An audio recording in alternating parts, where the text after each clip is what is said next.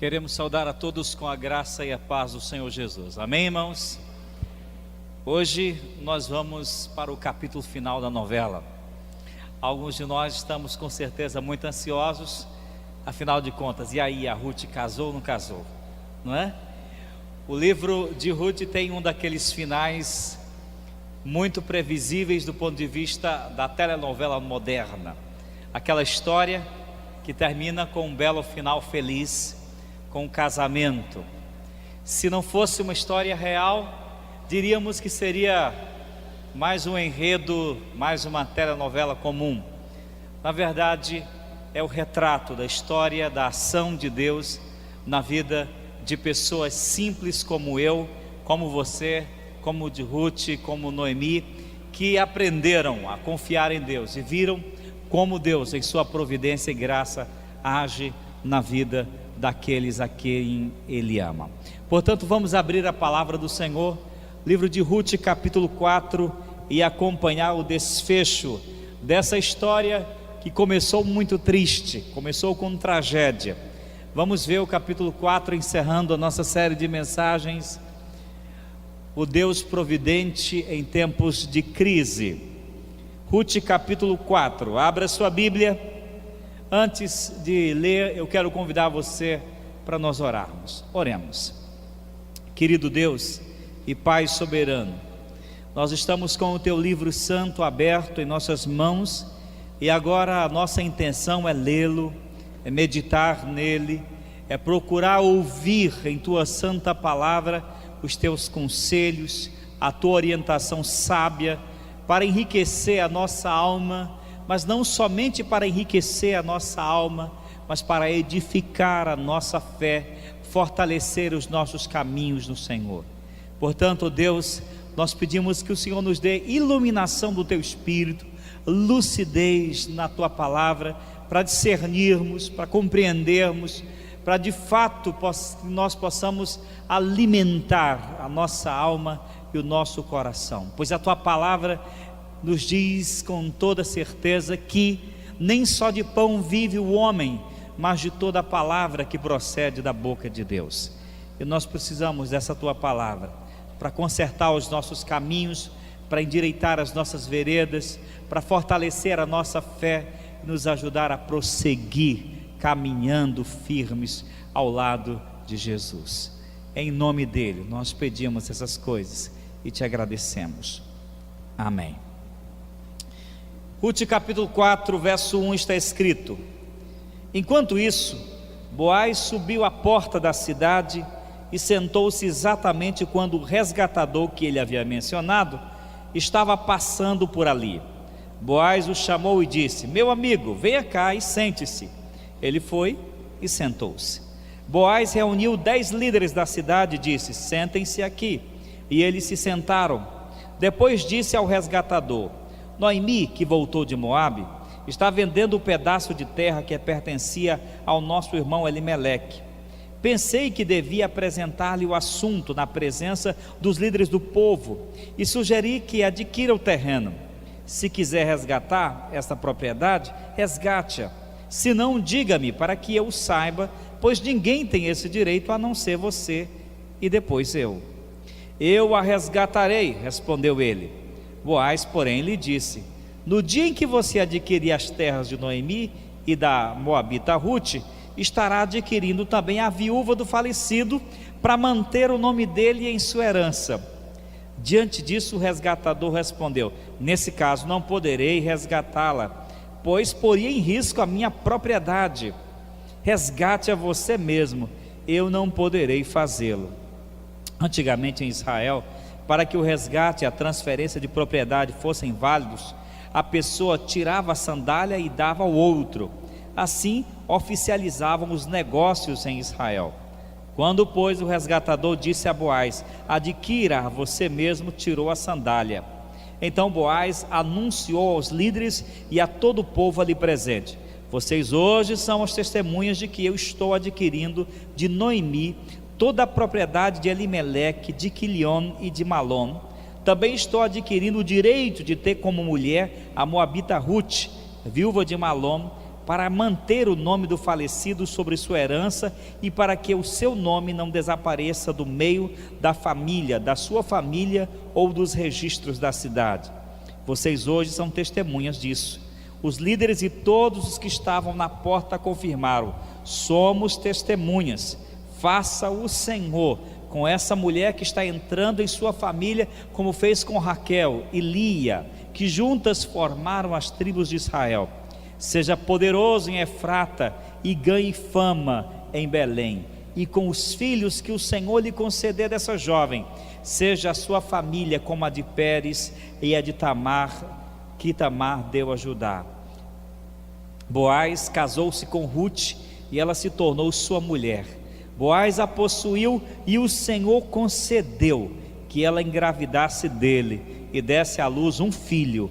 As mulheres disseram a Noemi: louvado seja o Senhor, que hoje não a deixou sem resgatador, que o seu nome seja celebrado em Israel. O menino lhe dará nova vida e a sustentará na velhice, pois é filho da sua nora, que a ama e que lhe é melhor do que 7 filhos. Noemi pôs o menino no colo e passou a cuidar dele. As mulheres da vizinhança celebraram o seu nome e disseram: Noemi tem um filho, e lhe deram o nome de Obed. Este foi o pai de Jessé, pai de Davi. E esta é a genealogia dos antepassados de Davi, desde Pérez. Pérez gerou Esrom, Esrom gerou Rão, Rão gerou Abinadab, Abinadab gerou Naasson, Naasson gerou Salmão, Salmão gerou Boaz, Boaz gerou Obed, Obed gerou Jessé, e Jessé gerou Davi. Palavra do Senhor. Amém? Pode sentar-se.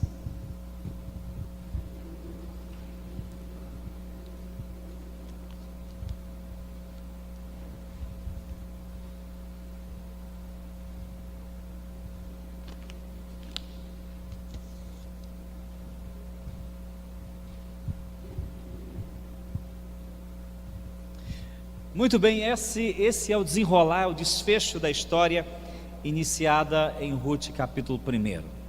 Uma história cheia de extremos, de paradoxos. Começa com a morte de uma família e com o surgimento de outra. Começa com a morte de 3 pessoas e termina com o nascimento de uma pessoa. Começa com pessoas murmurando, reclamando e amargurada com Deus. Termina com cânticos de louvores. Começa com pessoas sem expectativa, sem esperança de vida, e termina com o surgimento da vida através do descendente ou do ascendente do rei Davi, o seu avô, e portanto a linhagem real estaria mantida na história de Israel. Queridos irmãos, aqui nós temos o cume da ação de Deus. Nós temos o topo da ação de Deus na vida de pessoas. Como Deus, por sua providência e graça, está agindo na terra, está agindo na vida dos seus, e não deixa que sequer um fio da sua cabeça, um fio de cabelo de sua cabeça caia, sem que ele tenha consentimento. Deus não governa não somente os céus e a terra, mas Ele também governa e está interessado nas coisas mínimas da nossa vida, porque Ele é Deus, porque Ele é Pai, porque Ele pode todas as coisas. E a história de Rute mostra muito bem como Deus, por sua graça e misericórdia, age na vida daqueles para levar a um fim glorioso, mesmo quando o começo não parece ser o início de uma história vitoriosa. Deus muda a história de pessoas, e o livro de Rute é uma prova de como Ele, por sua graça, muda a história. Quando a gente olha atentamente para o texto, a gente percebe que muitas histórias pessoais foram mudadas aqui, e é esse o nosso assunto hoje, quando Deus muda histórias. Primeiramente, Deus muda a história de Noemi. Vocês acompanharam comigo o início da trajetória dessa mulher, como ela sai de Belém e vai para Moabe em busca de esperança, em busca de sustento para sua família, e leva consigo o marido, os 2 filhos, e volta mais tarde, amargurada, tendo enterrado o seu esposo e os seus 2 filhos em Moabe. Noemi era uma mulher que volta para Belém, volta para as cercanias de Israel, de Judá, sem esperança. E aqui, com o nascimento do filho, Noemi recobra a história, recobra a esperança, renova outra vez a esperança de dias melhores. É a história da mudança, da história da vida de Ruth, uma moabita sem expressão, uma mulher que estaria fadada a mais um nome na história, mas entra para a linhagem real, porque Deus pega pessoas insignificantes, pessoas que seriam apenas mais um, e transforma por sua graça em pessoas proeminentes, em pessoas importantes na história humana. É a história de como Deus mudou a história de Boaz, um homem que também não tinha expectativa ou perspectiva de se tornar, de fazer parte da linhagem real de Judá, e vai se tornar parte dessa linhagem real pela ação de Deus. Mas é principalmente a história de como Deus muda a história de seu povo. Começa aqui nessa história trágica de Israel, dessa história trágica de uma família, a história da mudança do povo de Deus, quando Deus vai dar um rei, o maior rei de Israel, mas principalmente Deus está traçando aqui nessa família a história dos familiares do seu filho, quando ele virá ao mundo para salvar a humanidade. No capítulo 3 nós vimos que o capítulo 3 termina exatamente quando Boaz promete a Ruth que se casaria com ela, mas ele não podia fazê-lo, porque antes dele havia um parente de Noemi que tinha o direito de resgatar a propriedade e se casar com Ruth. Então Boaz vai para a porta da cidade, onde sabia que esse parente passaria. Naquela época, o cartório, uma espécie de fórum da cidade, era colocado não no centro da cidade, não era um prédio, era na verdade a porta. Toda a porta da cidade funcionava como uma espécie de lugar onde os maiores negócios da cidade, as transações comerciais eram realizadas ali. E aí Boaz ficou ali à espreita, esperando que aquele homem que teria o direito de casar com Ruth e de ser o resgatador daquela família passasse. E quando ele passou, ele chamou rapidamente 10 testemunhas, 10 homens influentes, proeminentes da cidade, para então ouvir. E ele coloca a questão: olha, Noemi voltou de Moabe e voltou sem o marido, e ela tem um terreno, está vendendo, e ela precisa que nós o resgatemos, e quem tem o direito de resgatar essa propriedade é você, depois, caso você não queira, eu. Observe como Boaz coloca as coisas. Ele estava interessado não só no terreno, ele estava interessado na moça, na Ruth, e por isso ele coloca primeiramente a questão do terreno. Ela precisa que nós compremos, você ou eu. E o homem rapidamente disse: opa, é para adquirir terra, eu quero, pode deixar, eu vou resgatar. Aí ele colocou a segunda parte, mas junto com o terreno veio um pacote, vem uma velhinha amargurada e veio uma menininha mais ou menos bonitinha na história. Como o sujeito parece que não conhecia a Ruth, imaginou: o que eu quero adquirindo terra e ainda levando comigo 2 mulheres, uma velha amargurada e uma mulher que eu nem sei quem é, uma moabita, uma estrangeira, e disse: não quero não, desisto, passo para você. Ele fez isso porque ele percebeu que ao fazer a aquisição do terreno, ele poderia estar arranjando mais dívidas, e mais, o herdeiro que ele daria a Ruth não seria seu herdeiro, mas herdeiro do falecido esposo dela. Então ele rapidamente se desvencilhou do dever e disse: não, Boaz, faça você mesmo. E Boaz: é exatamente isso que eu quero. Beleza, muito bem, pois eu vou fazer aquilo que preciso fazer. E vai, conforme você vê o texto, ele vai, casa com a moça, a Ruth, e tem um filho. E depois que ele tem esse filho, há uma festa em Belém. As mulheres olham para Noemi e se enchem de alegria, cantam louvores a Deus, quando diz: Noemi tem agora um menino nos braços. Deus resgatou a família de Noemi, e o texto termina com a genealogia do rei Davi. Queridos irmãos e irmãs, eu quero chamar a sua atenção para o fato de que Deus é aquele que entra nas histórias das pessoas, e que quando as pessoas imaginam que está tudo acabado, quando as pessoas passam a crer que não tem mais jeito, que não há mais esperança, Deus é aquele que age nas histórias humanas para reverter caos, para reverter tragédias em histórias de bênção e de sucesso jamais imaginados por nós. Por isso eu quero chamar a sua atenção para três coisas, para três lições que nós podemos aprender aqui quando Deus muda a história pessoal, quando Deus muda a minha história, quando Deus muda a sua história. Primeiramente, quando Deus muda a história, um triste começo pode dar lugar a um fim glorioso. Como disse o John Piper no texto dele, a providência carrancuda de Deus, pode dar lugar a um sorriso de alegria e de felicidade no homem. Deus vai prover, Deus vai mudar uma história que começa de maneira muito triste. A história começa com morte, mas vai terminar com vida. O nascimento de um bebê representava não somente uma nova família, mas representava a vida que estava surgindo para aquela família. Representava o fato de que Deus não havia abandonado a história, a família de Elimeleque e de Noemi. Representava o fato de que a história humana, que pode começar muito ruim, muito mal, ela pode, pela intervenção divina, ter um fim muito glorioso. E a Bíblia nos diz que o choro pode durar uma noite, mas a alegria vem pela manhã.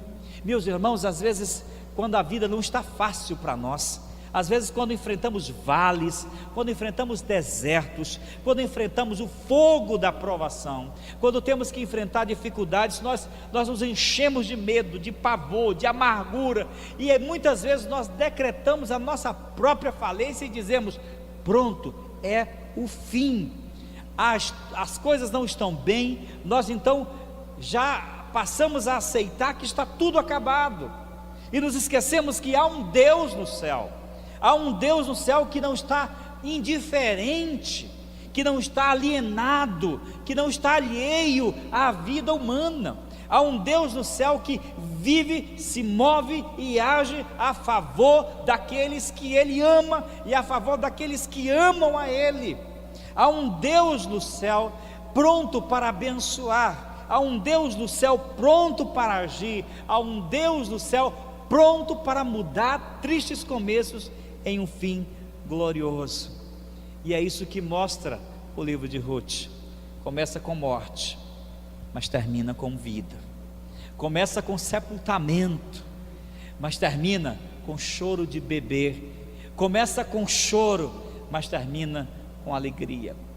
Eu talvez esteja falando a pessoas hoje à noite que já tenham decretado a falência e o fim, talvez do próprio casamento, talvez da própria amizade com alguém da família, ou o fim da própria carreira profissional, ou o fim da própria vida espiritual. Talvez esteja falando com pessoas que já se entregaram ao suposto destino a que acham que estão submetidos. Mas hoje eu venho dizer para você que enquanto houver um Deus no céu, enquanto Deus estiver no seu trono, as tragédias humanas não dão a última palavra. O caos humano, as dificuldades humanas, as aflições humanas não darão a última palavra. Deus estava no trono, conduzindo aquelas famílias, conduzindo aquelas histórias de vidas para a glória dele. Amém? A Bíblia diz que todas as coisas cooperam para o bem daqueles que amam a Deus e que são chamados segundo o seu propósito. Olha, eu quero dizer para você que talvez já tenha se entregue, que já tenha decretado a falência, que já tenha decretado o fim de algo na sua vida, talvez seja o fim até do seu amor por Deus, o fim da sua fé, o fim da sua esperança. Pare com isso. Enquanto houver Deus no céu, enquanto Ele estiver no trono, sempre haverá possibilidade de um novo recomeço e de um fim glorioso para a glória de Deus. Amém? Imagine o quanto Noemi poderia sequer imaginar que a sua história iria terminar daquele jeito. Aquela mulher que sai de Moabe amargurada: o Todo-Poderoso me fez muito mal, o Todo-Poderoso me feriu, o Todo-Poderoso me deixou de mãos vazias, o Todo-Poderoso fez isso comigo, o Todo-Poderoso isso. Agora está terminando os seus dias de vida, acalentando e dando amor a um recém-nascido, aquele que vai dar continuidade à sua família e o avô do grande rei de Israel, Davi. Deus age nos escombros da nossa esperança, Deus age nos restos da nossa fé, Deus age muitas vezes onde nós sequer imaginamos que pudesse sair vida. É exatamente daqueles lugares inusitados, onde nós jamais imaginamos que poderia haver vida, que Deus age, conduzindo e transformando momentos tristes em momentos gloriosos. Talvez você que esteja aqui, seu grande problema seja que no seu coração só haja escombros de uma fé que talvez já tenha morrido no passado, escombros de uma esperança que tenha falecido no meio das lutas da vida, escombros de uma confiança em Deus que tenha se esfacelado ao longo da sua caminhada com Deus. Eu quero dizer para você que isso não precisa terminar assim. Você não precisa terminar a sua carreira, a sua caminhada com Deus dessa maneira. Deus pode hoje começar um novo tempo, um tempo de vida, um tempo de vitória, um tempo que vai conduzir você a um fim muito mais glorioso do que os tempos melhores de sua vida. Amém? Em segundo lugar, nós podemos aprender que quando Deus muda a história, a nossa história pessoal, os impossíveis humanos se convertem em realidades. Mais uma vez eu chamo a sua atenção para mostrar que Noemi jamais poderia imaginar que sua história fosse mudar de uma forma tão extraordinária. Ela, observe o que ela diz para as noras, quando elas insistem em voltar com ela para Belém. Ela diz: voltem, minhas filhas, vão embora, vocês não sabem que eu não posso lhes dar mais esposo, e ainda que eu casasse hoje e tivesse filhos, não poderia vocês esperarem, vocês não poderiam esperar esses filhos se tornarem homens e casarem. Voltem, eu não tenho mais nada para oferecer a vocês, eu não tenho esperança. Meus irmãos, as impossibilidades humanas se tornam realidades pela ação de Deus, e o livro de Ruth mostra exatamente isso, como Deus age naquilo que os homens chamam de impossível. Nós estamos cercados de situações diante das quais nós só temos a dizer: é impossível, não adianta insistir. Estamos cercados diante de corações duros, diante de circunstâncias que atam as nossas mãos e que nos fazem temer e tremer, ou muitas vezes fugir, diante de situações que nos fazem, que nos amedrontam, que nos afugentam, situações que nós rotulamos: isto é impossível. Mas aquele que confia em Deus, aquele que sabe que há um Deus no céu, aquele que confia que há um Pai celeste e não um tirano indiferente, aquele que acredita que há um misericordioso Deus sentado no trono que governa o universo, e não um Eter que fez o céu e a terra e foi embora porque não gostou do que fez. Aquele que confia em Deus sabe que tudo é possível quando Deus faz o que é do seu agrado. Amém? Jesus disse assim: tudo é possível para aquele que crê. Ele não está dizendo que pela fé eu torno tudo possível. Ele está dizendo que se eu confiar em Deus, os impossíveis de Deus, os impossíveis humanos se tornam possibilidades de Deus na nossa vida. Na perspectiva humana de Noemi, o destino dela já estava selado.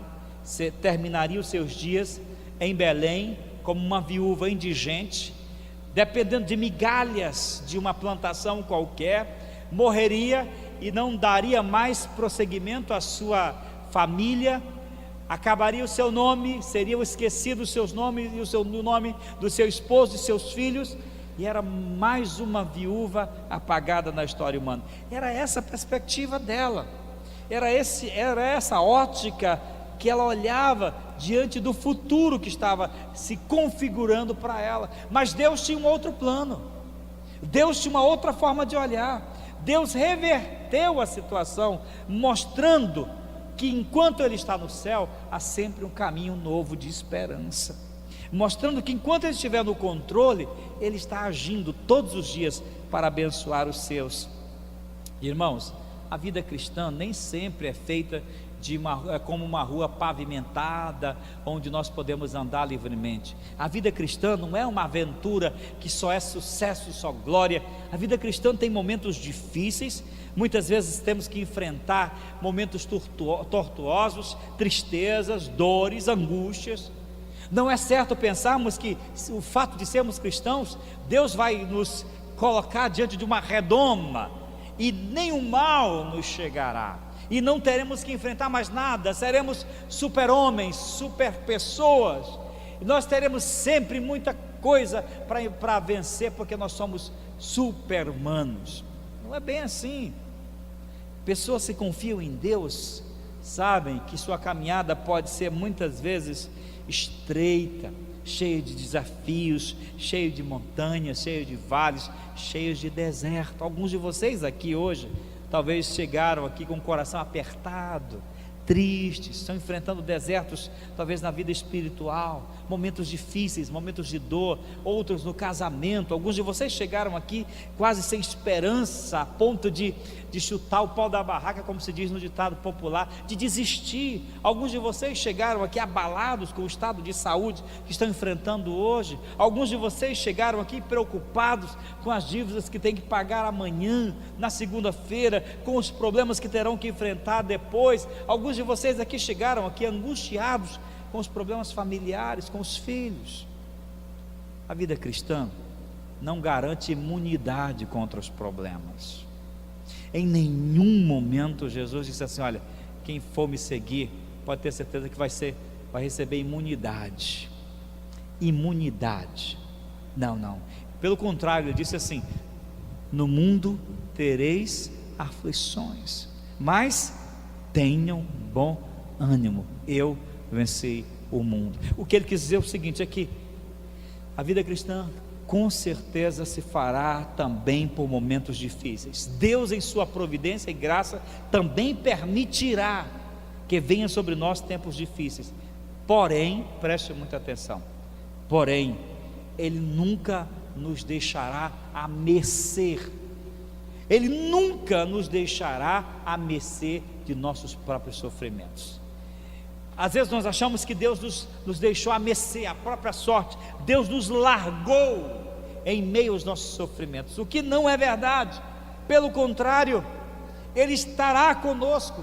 O salmista Davi vai nos dizer que ainda que eu ande pelo vale escuro como a morte, eu não temerei. Por quê? Porque Tu estás comigo. Olhe, querido irmão, meu querido amigo, talvez você esteja hoje enfrentando vales escuros como a morte, vales profundos de dor, de tristeza, de dificuldade. Busque o Senhor. Ele não está indiferente aos seus problemas, não quer que você se entregue a esses problemas, quer que você confie, porque os impossíveis humanos são oportunidades para Deus reverter em possibilidades de bênção, transformação e vitória na vida de todo aquele que crê nele. Amém? Os impossíveis dos homens são possíveis para Deus. Ele continua fazendo mulher estéril dar à luz, Ele continua transformando pessoas, Ele continua curando pessoas, Ele continua salvando pessoas, Ele continua quebrando o coração humano, Ele continua fazendo milagres em nossos dias. É por isso que eu creio e que eu prego. Eu não pregaria jamais algo que eu não cresça. Eu jamais teria coragem de dizer para você, de falar a você, para você crer em Deus, se eu de fato não cresce naquilo que estava falando, porque eu vejo todos os dias os milagres de Deus na minha vida e na vida de muitas pessoas. Milagres não necessariamente aquelas intervenções extraordinárias de fazer o céu parar, de fazer o sol parar no meio do dia, não necessariamente, mas milagres em corações humanos que se rendem, milagres em transformar pessoas. O Eterno continua fazendo impossíveis humanos se tornarem realidade na vida daqueles a quem Ele ama. Amém? Então olha para mim, você que chegou hoje à noite aqui já dizendo: o que eu estou enfrentando não tem jeito, é impossível para a medicina, é impossível para as pessoas, é impossível para mim, o meu casamento não tem mais jeito, não tem mais jeito, o meu marido, a minha esposa mudar, não tem mais jeito, a minha vida profissional não tem mais jeito, a minha saúde não tem mais jeito. Nunca determine isso para a sua vida. Por que, pastor, que eu não posso dizer isso? Porque enquanto houver Deus no céu, tudo é possível. Amém ou não?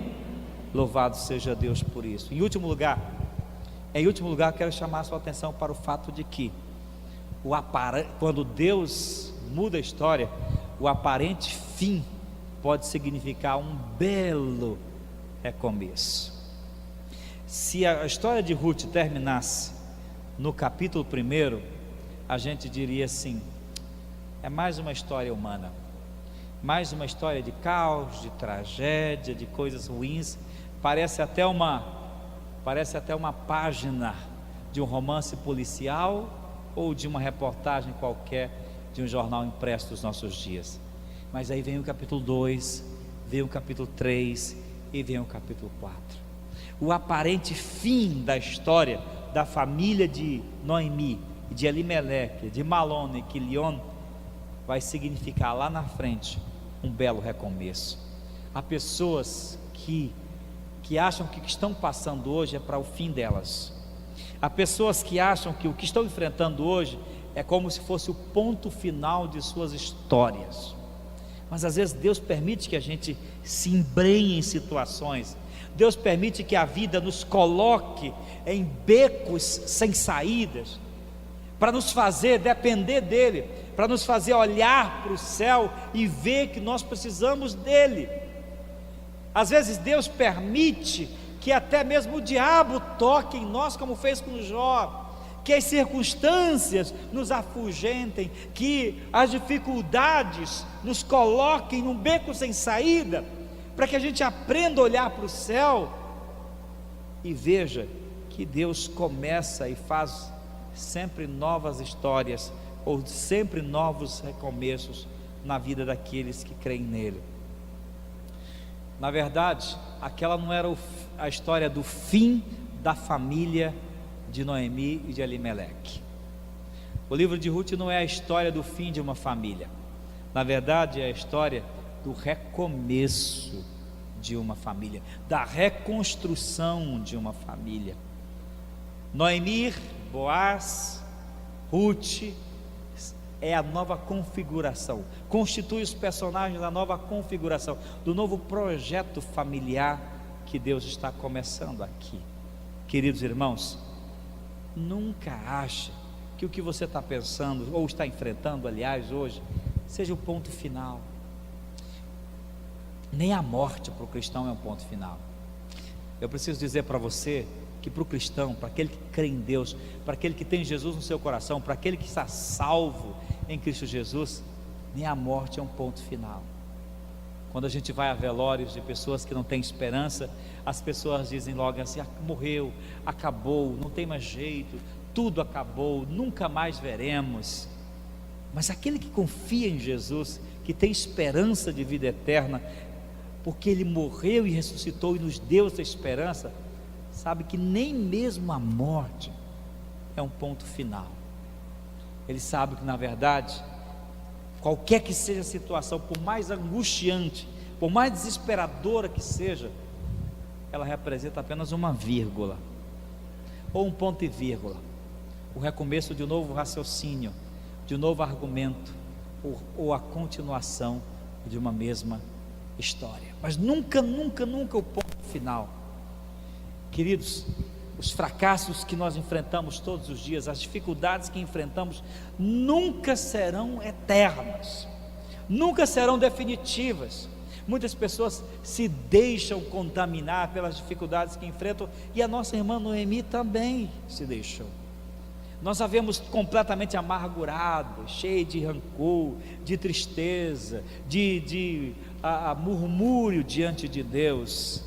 Mas aqui nós vemos a história terminando com as mulheres dizendo assim no verso 17: as mulheres da vizinhança celebraram o seu nome, disseram: Noemi tem um filho, e lhe deram o nome de Obed. Este foi o pai de Jessé, pai de Davi. A palavra Obed em hebraico significa servidor ou servo. É aquele que veio para servir, no sentido de que ele tinha um propósito de Deus: recomeçar uma esperança, reacender dos escombros da dor, da angústia, da tristeza e do desespero a esperança de uma família, de como Deus, através de um fim aparente, pode recomeçar uma história de vida. Agora olhe para mim, que eu vou dizer para você mais uma vez: o que você está enfrentando hoje não é para o seu fim. As dificuldades que você está enfrentando agora não significam o fim da sua carreira. As lutas que estão te fazendo sofrer, as dores que estão te fazendo chorar, não são um ponto final na sua vida. A crise que você está enfrentando no seu casamento não é uma sentença de morte. A crise que você está enfrentando na sua vida financeira não representa um ponto final na sua vida pessoal. O deserto espiritual pelo qual você está passando hoje não significa um tempo, um desfecho trágico de uma história que pode ter começado muito bem. Não, não. Deus muda histórias. Deus age. Deus abre uma nova porta para a esperança. Deus abre uma nova porta para um novo dia, para um novo alvorecer, e mostra a sua face gloriosa e graciosa, a sua providência em começar uma nova história, através do sangue de Jesus, através da cruz. Qualquer pessoa pode ter uma nova história. Aliás, a cruz de Cristo Jesus representa essa esperança, essa ação providente de Deus em salvar-nos de nossas culpas, de nossos pecados. A cruz representa a intervenção direta de um Pai amoroso, que diz assim: a minha humanidade não vai terminar assim, como ovelha desgarrada, como uma ovelha perdida, cambaleante, andando em seus próprios caminhos. A minha criação não vai terminar assim. E Ele envia seu Filho, que vem a esse mundo e sobe aquela cruz, se entrega, tem seu corpo perfurado por aqueles pregos e por aquela lança, para dizer para nós que o nosso pecado é mau, que a nossa iniquidade exigiu a justiça de Deus, mas também para dizer para nós que ainda não era o fim.